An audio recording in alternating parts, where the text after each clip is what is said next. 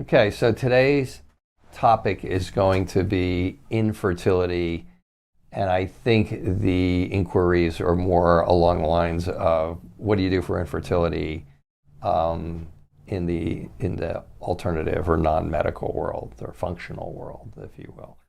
So, if your infertility is not pathology, okay, if it's not tumors or you have to have your uterus scraped or any of the things that could cause maybe your pituitary to not talk to your ovaries properly. Your pituitary gland is what's telling your ovaries to make estrogen and testosterone. That if it's not a pathology, okay, then it's really poor function overall of the woman's physiology. If it's not the male, most of the time it's the woman that's coming in here when we see these types of cases. But the same thing I'm going to tell you for females really applies to male physiology too. Basically, what usually happens is there's an imbalance, obviously, in your female hormones, your progesterone and your estrogen, and your testosterone. Well, and for sure, because a lot of times high testosterone is the cause of infertility. High estrogen can be the cause of infertility. And most of these situations are caused by too much estrogen and or too much testosterone. So how does that happen? It usually happens by lifestyle, food, these types of things. And what ultimately, if someone comes into my office and they're they're not having their cycles, they're not having their periods are all over the place, they got heavy bleeding, they got light bleeding, they got cramping, they don't have cramping. It doesn't matter almost to me, in a sense that it's good to know which symptoms that they have, but at that point in time, it's a matter of they've usually been to the fertility clinic or they've usually been to their doctors and gotten hormone therapy replacements and stuff like that. And so that usually tells us more that it's not a pathology, that it's their body not working properly. It's usually poor liver function, poor gallbladder function, poor intestinal function. It's usually a combination of those with blood sugar fluctuations, adrenal gland dysfunction, which is significantly affected by chronic stress, poor essential fatty acids. Each one of these areas is involved in imbalancing the hormonal production in your ovaries and actually also in your adrenal glands. Your adrenal glands are kind of your backup sexual glands. And so what usually happens is through a variety of lifestyle and dietary and stress imbalances, maybe people are taking birth control pills, and estrogen tends to build up. Your body uses it. Your body uses hormones. Then there's waste products, kind of like the cell takes the hormone in, it uses it, the cell's like a little factory.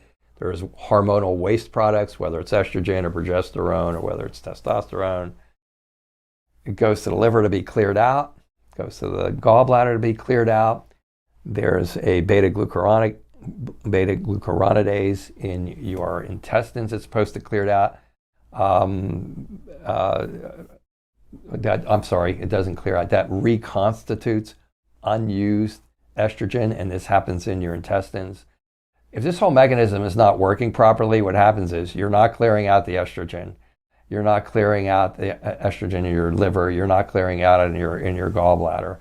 Maybe, and that can cause you to have too much estrogen still in your system. Or maybe you're clearing it out there, but maybe you have a bad gut problem, and it's causing the beta-glucuronidase to actually reconstitute estrogen that's supposed to be going into the toilet because that's where it's cleared into. And now maybe you're making too much estrogen and you have an estrogenic problem. You can, as far as blood sugars are concerned, it's hard for your hormones to be active properly because blood sugar has a lot to do with converting your hormones properly. And if your blood sugars are off, and it's particularly if you have prediabetes, insulin resistance, if you have these things, this is where the blood sugar comes in even more so because insulin resistance, without getting into the whole chemistry of it, causes you to make more testosterone if you're a woman. And and if you have that making more testosterone, and it could even cause you to make more estrogen. But if you have the insulin resistance making more testosterone, you have your liver and you have your gallbladder not clearing out your estrogen, or you have your gut reconstituting estrogen that should be going into the toilet, you have an imbalance. You have an imbalance in estrogen and testosterone and progesterone too. And then your secondary sex glands or your stress glands, your adrenal glands control your secondary sex hormones. If you're stressed, then you're not making those secondary sex hormones. If your body's stressed because you got infections, whether it's mental stress, so it's basically blood sugar, adrenals, essential fatty acids. Those of you who don't eat enough nuts or fish, or you don't take fish oils, the essential fatty acids are critical for all hormones to work properly, because hormones have to be made, then they have to go to the cell. This is your cell, and they have to tap on the door and go, open that little receptor and let me in, okay? And if that receptor is not working right, then it doesn't let the estrogen in. Now you have an estrogen imbalance. What helps to let that estrogen in? One of the things that dampens inflammation and controls blood sugar and allows those receptor sites to be responsive are fish oils. So when someone comes in for infertility, it's the first thing we do. First thing we do is clean them out. We detox them. We look at their gut. If they have anything in their gut, and there's only about 35 different things that can be going wrong with your gut. So we look at their gut, see what's going on there. Gallbladder and liver can usually be included in that. You have to kind of get that under control to see what their blood sugar is doing, and then you have to look at their essential fatty acids. You have to look at their adrenals. But I tell you, sometimes we put a person on a general detox to detox all the chemicals out, and just to get the excess estrogen out of there that we know is there because of the person's symptoms and blood labs. And a lot of times, we've had people within a couple of weeks get their periods back after not being able to have a period for 3 years, after having gone everywhere and taking hormone replacement and stuff like that. I have a staff member here who every time we put her through this, because she's not good at staying on her program, she gets pregnant every time. So we told her she can't go through the program anymore. And but there's that baseline. That's a baseline, okay? And then if that produces positive effects and the liver's doing better and the gallbladder's doing better, intestines and adrenals, blood sugar, all that type of stuff, and now the person's still having imbalances, now you can start to really attack those imbalances directly with a number of herbs and botanicals that are effective. And I've had people come in and say, oh, I've already used those herbs and botanicals. They didn't work. Well, they didn't work because your liver was bad. Your liver wasn't clearing properly, your gallbladder wasn't clearing properly, et cetera, et cetera, et cetera, et cetera. All the things that we just talked about were there.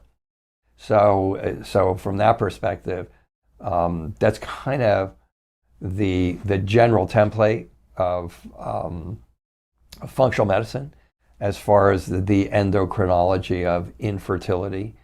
And again, if the person doesn't have an actual, like a genetic pathology or tumors or cancers or something like that clearly altered physiology, that is probably not going to respond to lifestyle changes and cleanses and supplements and dietary changes. Well, that person's not going to be the person that is going to have a good response with functional medicines. So that's kind of like the cliff notes of fertility and functional medicine.